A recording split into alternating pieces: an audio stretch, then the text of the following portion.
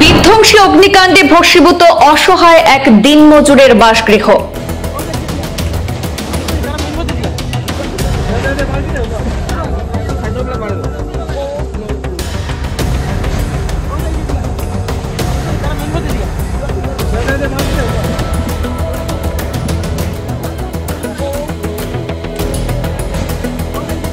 পূর্ব সুনার কচুদরমে বিধ্বংসী অগ্নিকাণ্ডে ভস্মীভূত হল এক দিনমজুরের বাসগৃহ। কচুদরম প্রথম খণ্ডের বাসিন্দা ফজর আলী লস্করের পুত্র বক্তার উদ্দিন লস্করের বাসগৃহে এই ভয়াবহ অগ্নিকাণ্ডের ঘটনা সংঘটিত হয়।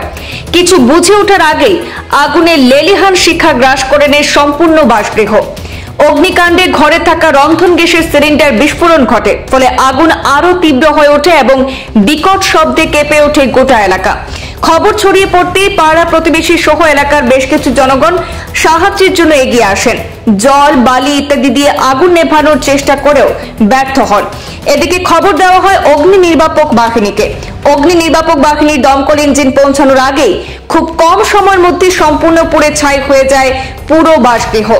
জানা গিয়েছে, ঘর থেকে কিছুই রক্ষা করা যায়নি। ঘরে মজুত রাখা ধান, চাল সহ সম্পূর্ণ নিত্য প্রয়োজনীয় আসবাবপত্র পুড়ে ছাই হয়ে গেছে।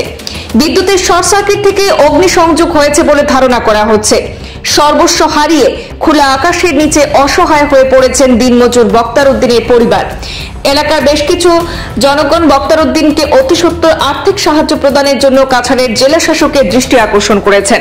এসেছি, এখানে উপস্থিত হয়ে দেখতে পাচ্ছি যে এটা কিনা বিদ্যুতিক শর্ট হয়ে এই ঘরে আগুন লেগেছে।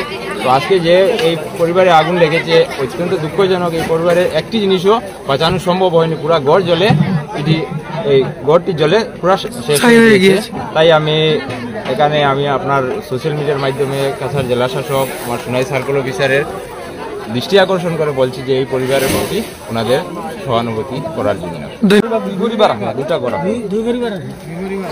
একদম ঘর একদম শেষ হয়ে গেছে। আপনারা ঘরের মালিক তো দেখতে পাইতে এখানের মধ্যে আসবেন, কিন্তু মানুষের কোনো ক্ষয়ক্ষতি হয়েছে না নানি ভাই? আমরা মানুষের হয়েছে, আমার সিলিন্ডার ফাটি আমরা দুইজনের হয়েছে, ও শরীর আর মাথার তোলা জ্বলিছে আর কি, জ্বলে আর সিলিন্ডার ফাটিয়া। এরপরে ইনভার্টার গেছে, কোনো জিনিস বাঁচছে না। তারা